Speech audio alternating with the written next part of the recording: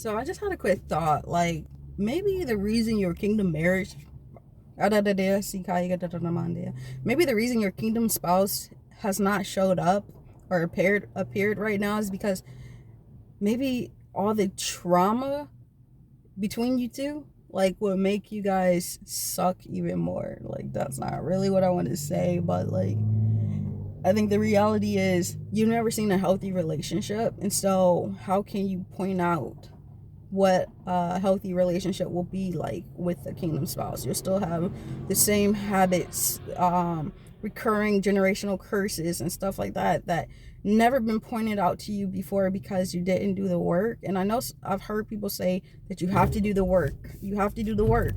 And the reality is you have to do the emotional work. You have to do the spiritual work, or your marriage is gonna fail. It's gonna fail before it starts. Because, and this goes for the guy too, it goes for the men. The men don't do the work. The women just want a fairy tale. Trust me, I know that. But like, it hurts to do the work. It hurts to discover who you really are. It hurts to discover what your family has put you through and the stuff that you got to heal from childhood. It hurts. And I don't know why I'm really saying all this, but like, the reality is no one's ready for a prophetic marriage because no one's doing the emotional work. No one's emotionally available. Women want their husbands to be perfect, but there's some things about men you're just gonna have to learn to accept, that they just have a level of immaturity that they have to grow up from, and it takes years. And so that part, you're gonna have to be like, okay, God, I see this part in him, and I trust that you're gonna grow my husband up over time, blah, blah, blah, blah, blah, right? And some things about his personality may never change. And there's some things about your personality that may never change. This is a give and take relationship. You have to be willing to give, and you have to be willing to say, yo, this is how I am.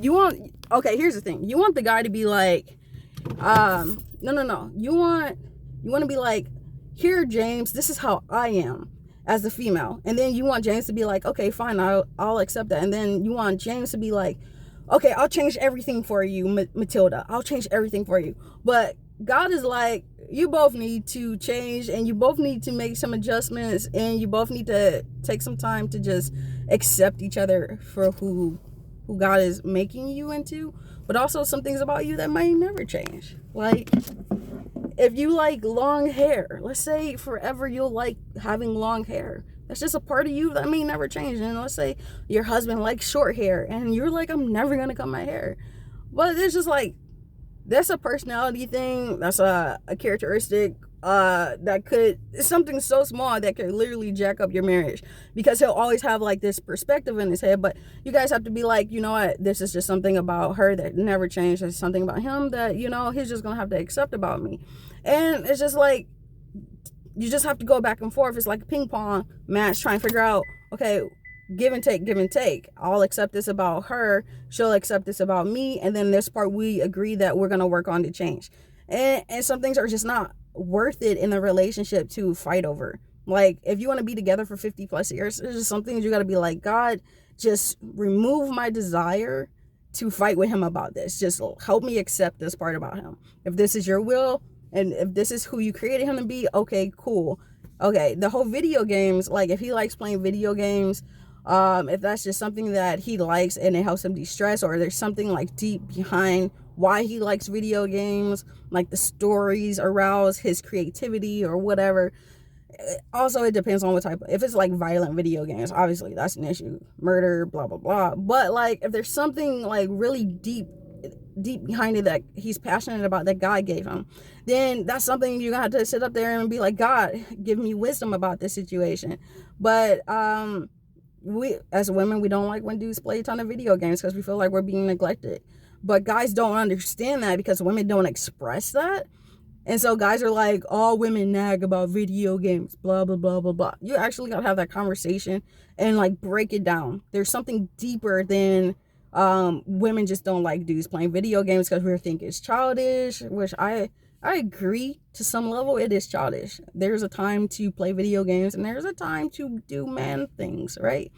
And I hate to even say that, do man things, because It's not a man or girl thing. It's just something that men tend to do more because they're kind of lazy, or like they're kind of like upset or stressed, and that's their go-to. Like women like to get their nails done, or I like to do puzzles when I'm stressed, or whatever. It's just like a different balance, and there's just certain things about each other that are different, that a man and female, and specifically you and your person, you're just going to be different about. It doesn't mean you're right, doesn't mean you're wrong. I've heard this from an expert before, a relational expert, where it's just like, and I also learned this myself, there's just some things that you and your partner, it's just going to be different. The way you think about things is going to be different. The way you handle things is going to be different. It doesn't mean it's better. It doesn't mean it's worse. It just means you two have different methods to the madness, right? And so you have to learn how to compromise through the madness, and accept each other. Okay, this is how, my name's Jasmine. This is how Jasmine handles her stress. She likes to work on puzzles. She doesn't want to talk too much during that time when she's on her phone doing puzzles, or doing a puzzle. She likes to watch TV, and that's how I deal with some of my stress. It doesn't mean it's always the best way to handle things. It just means that's just one of the things I use to cope. And your husband, he may use video games, but you have to figure out who he is. You cannot just be like, a man has to be this and that. Men already have pressure on them. Women already have pressure on them. Like, you have to allow people to be people, and not all these like high level pedestals that the world has created for them and your fantasy has made up for them. Like, God has a standard for a husband and a wife, not a man and a woman. The standard for a husband and a wife in a marriage. I'm not saying there's not a standard for a man being a man and a woman being a woman, but culturally speaking, I'm trying to eliminate that. What I'm trying to point out is God has a perspective for who you are as a wife in a marriage, and who your husband is as a husband in the marriage, but then also who James is and who Matilda is in that marriage, because you still are individuals, even though you're one flesh. You have your personality, he has his personality. I'm just making up names, but I don't know, I'm just kind of rambling. I guess I'll do that more. So I don't know, just clear my head from stuff, quite frankly.